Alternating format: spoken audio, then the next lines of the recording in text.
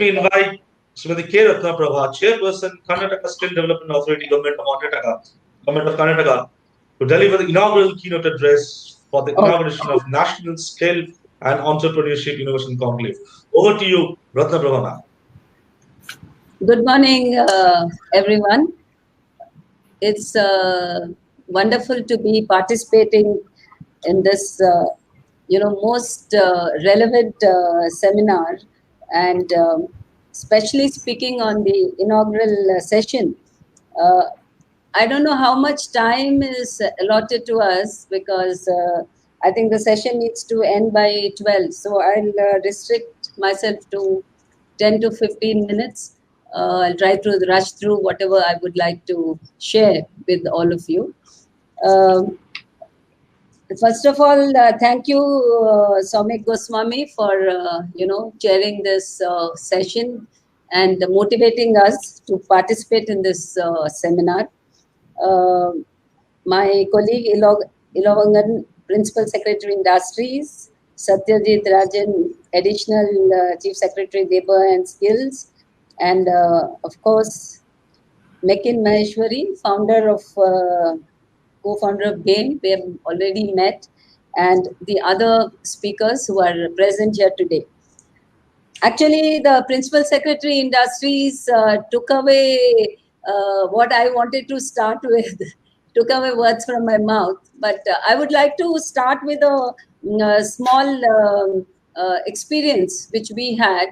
As I just wanted to mention that I took charge last year, somewhere at the end of December, and hardly we could work for 3 months, and then there was this lockdown, and after which we tried to work a lot on online and Zoom meetings, and we resumed work again in October.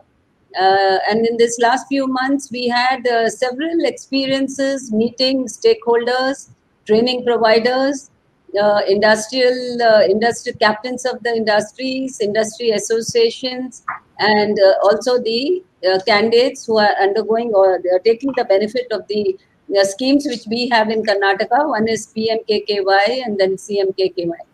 Now, I would like to start with a small experience. Just before the lockdown struck, we all, went on a tour to the north of Karnataka just to get a feel of what is happening on the field.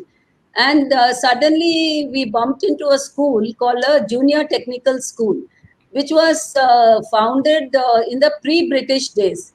So I just wanted to tell the audience that this skilling is something, which is not new. So when we went into this Junior Technical School, we found that the students, this was in the earlier Maharashtra government and taken over by the Karnataka government when the states were reorganized.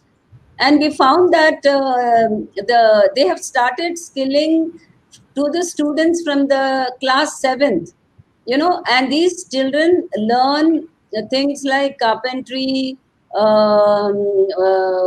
electronics, computers, welding, and plumbing. So many activities are taught to the kids from the class 7, and they also study the regular school syllabus. And once these students pass out from the 10th, and obviously because it's a government-run institution, only the very, very poor students go to this school, and it is a co-ed school. And once these girls and boys pass the 10th, not only they come out with very good marks, but when they join the polytechnic or the ITI, and some of them parents can afford to send them to engineering colleges, they are doing extremely well. They're doing extremely well. They stand first in class and they get very good jobs. And one of the students who passed out from there is one of our, I can say, role models in Karnataka in the aerospace sector, Arvind Meligeri, who has set up the aerospace SEZ in Belgaum. And he has now set up the world's largest toy manufacturing center in Koppala. So the thing is, what I wanted to just stress here is what we have been talking of, teaching skilling to the children in schools. Because in schools, the children fingers are nimble, they are ready to learn, and they can learn, and the skilling and education can go parallelly. what we are talking now was there in 1953.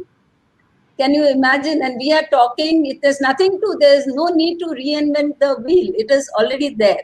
And we have 10 such schools, 5 by the government and 5 by the private sector. And unfortunately, all these centers are very, very badly neglected, because we are now focusing towards giving a child a CBSE education, an ICSE education, which is more focused on academics rather than, overall development of the child. So I think everyone in this whole group has been talking of training the child, exposing the child to a skilling, because children are talented. Every child has some talent. It's not that he has to go to school and learn maths and science, economics, then he becomes a polished individual. But if he knows skilling also, he will be a multifaceted personality.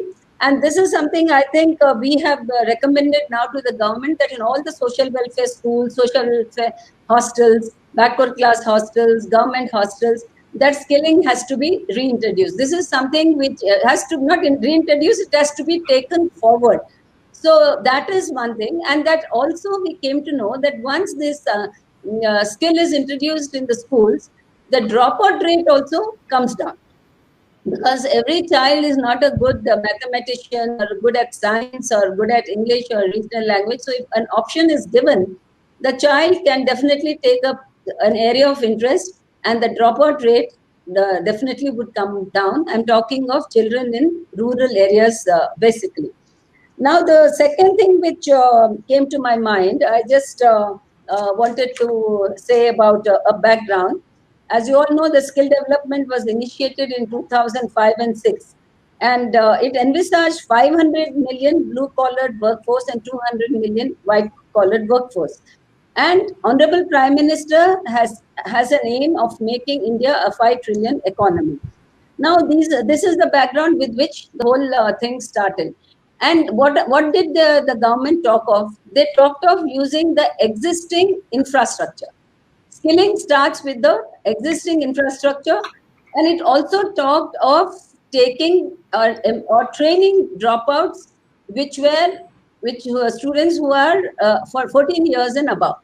Now, our experience in Karnataka showed that all the training centers, we have only 2 training centers here, either under the PMKKY or CMKKY.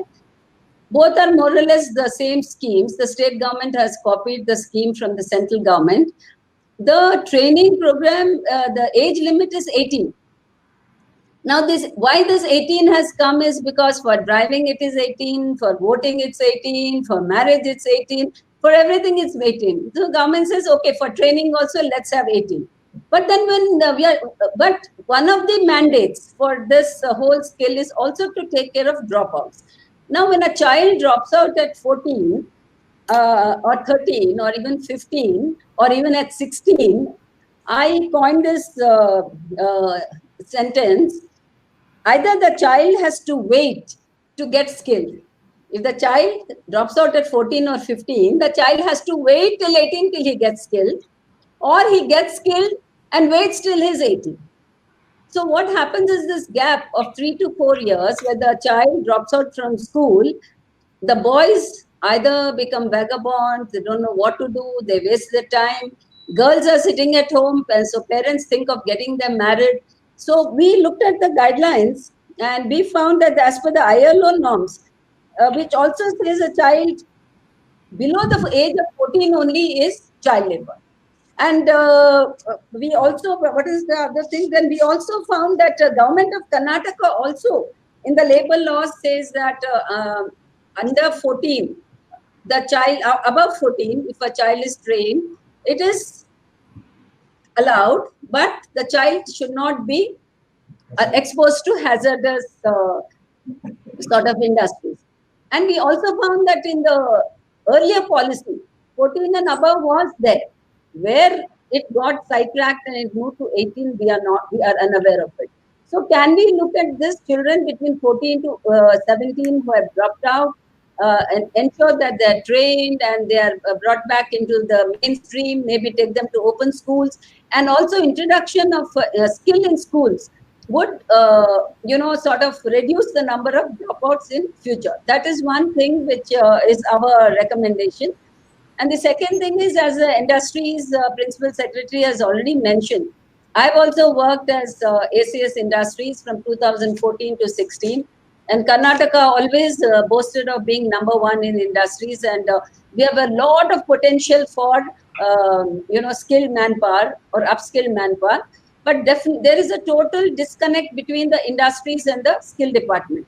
Industries, even I am a victim of, that school of thought when I was industry secretary, that we are always looking at a big company coming to Karnataka. We are very happy that Boeing has come, or an aerospace has come, or a Wistron has come, or an IKEA has come, or a Toyota is here.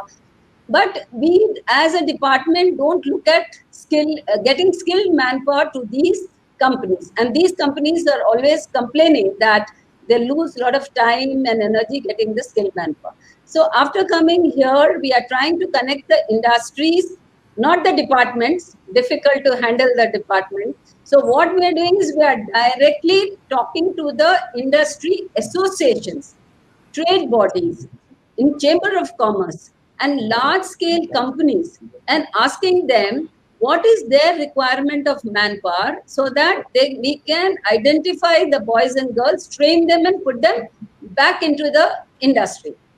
Somehow I found this was totally lacking in the skill program, where we identified centers all over the state, where the centers don't have the infrastructure, centers don't have the capacity, and they have been training people to employ. So the other thing which we are stressing is, don't talk of employability, don't talk of employment, talk of employability. Now, the major challenge as a state of Karnataka, which is such a huge state, and most of the industries are associated around Bangalore, and in some places like Mysore, Hubli. I find this a very great challenge. Even if we involve industry associations, how do these boys and girls to get trained? They need to get absorbed in the same industry, which is in the local area. And the third point which we found was that wherever the industry, wherever the CMKKY and PMKKY centers were there, 70 to 80% of them were training in data entry, embroidery, tailoring, and garment sector, and beauty parlors. So I felt that this was something which was there even when I joined the service, when women were doing papad making, pickle making, and doing tailoring and garment.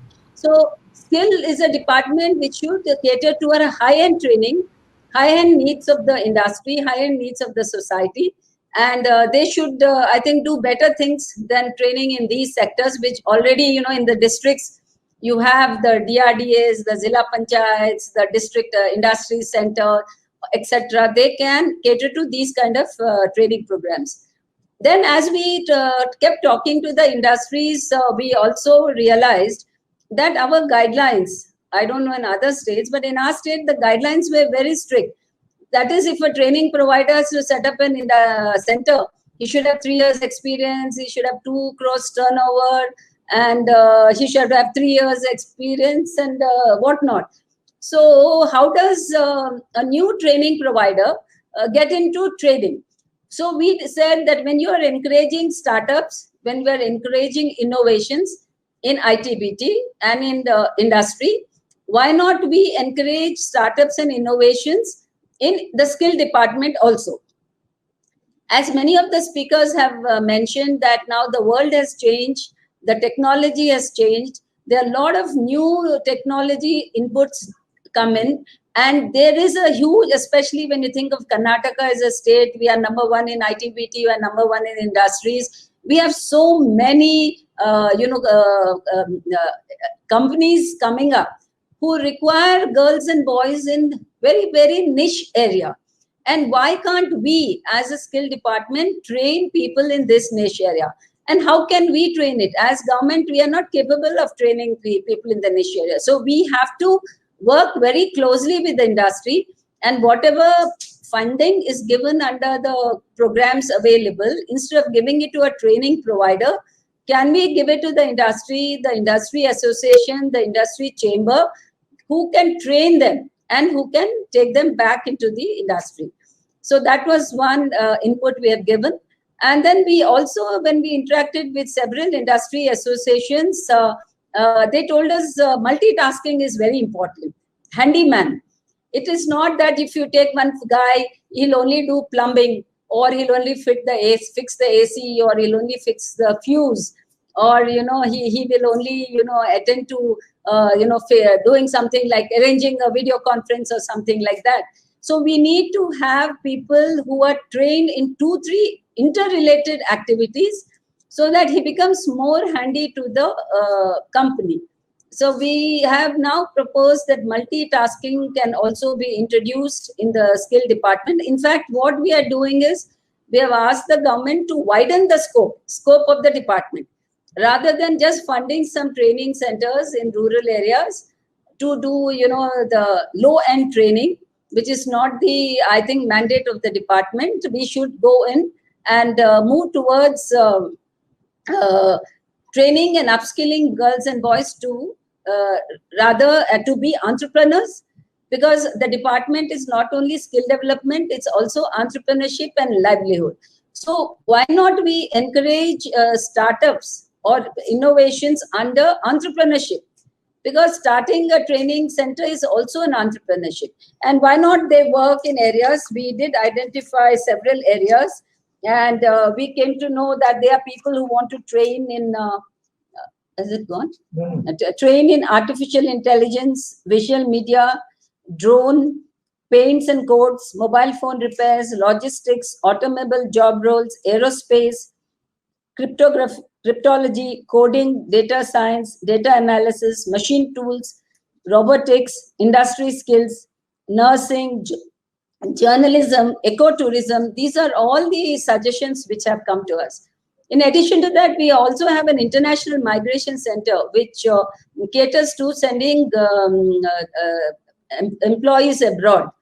So we have decided to train, and this international migration center not only identifies youth, but does all the pre-departure formalities of sending the youth abroad, and also to get them good, they talk to the government and ensure that they get good jobs.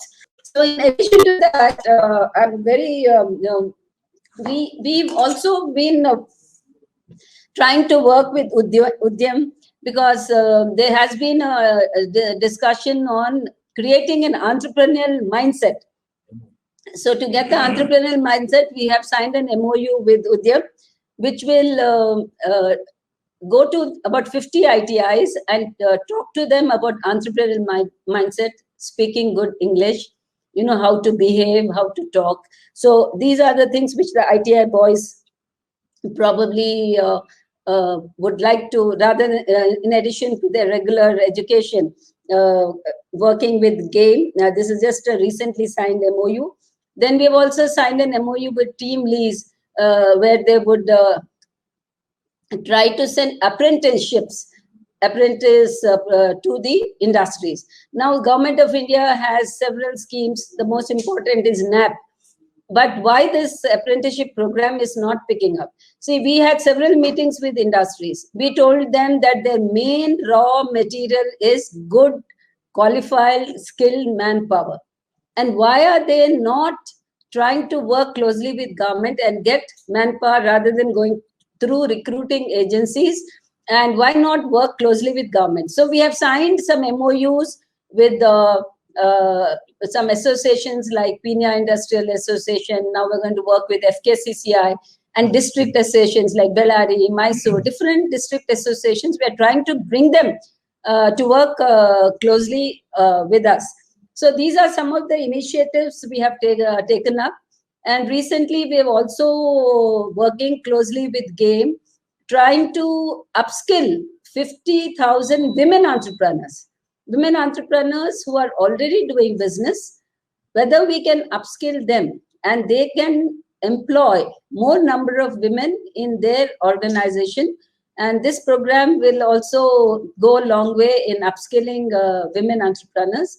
So these are a few things which has come to my mind. Anything, Mamulan, you need to say? So these are few points which I thought, see, I wanted to touch on the nurturing entrepreneurial mindset was the first point.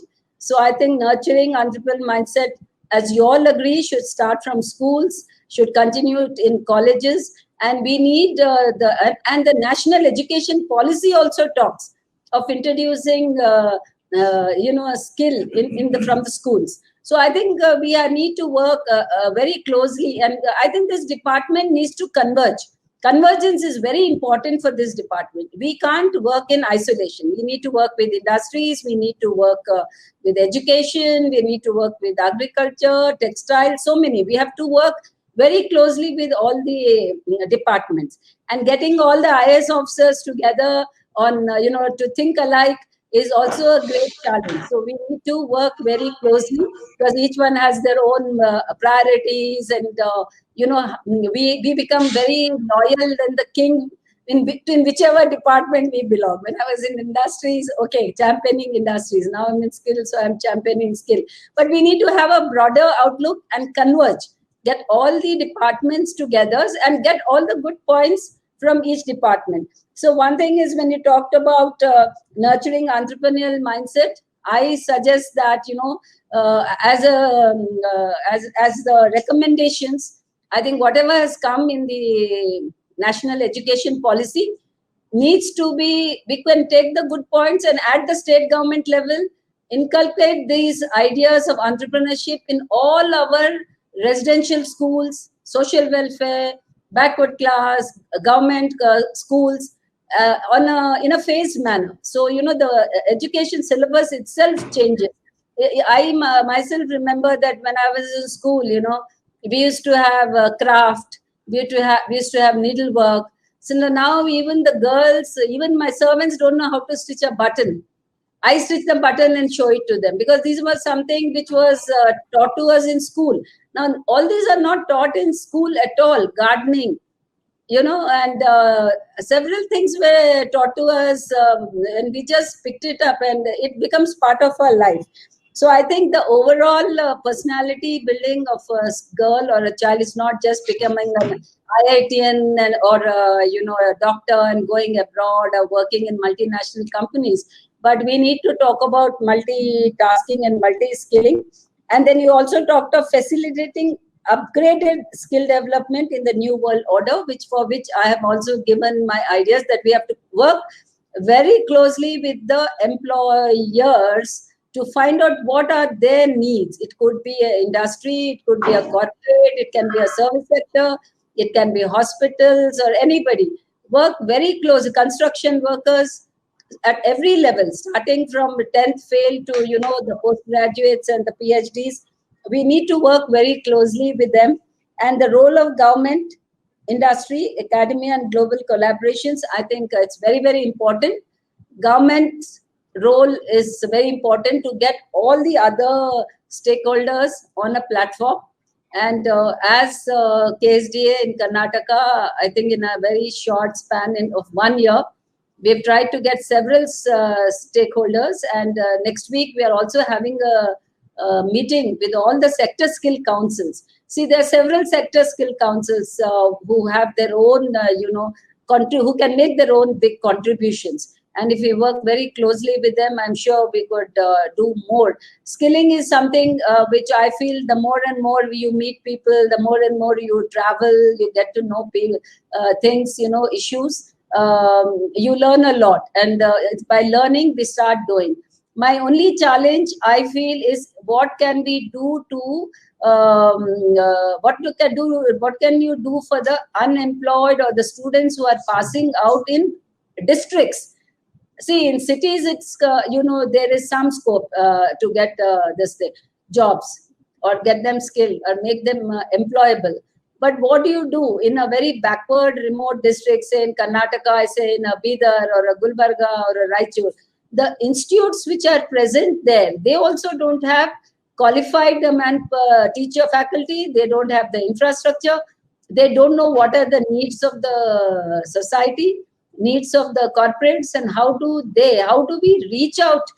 Even when I talk of innovations, or when I talk of startups, how do I take that startups and innovations to the last corner of Karnataka?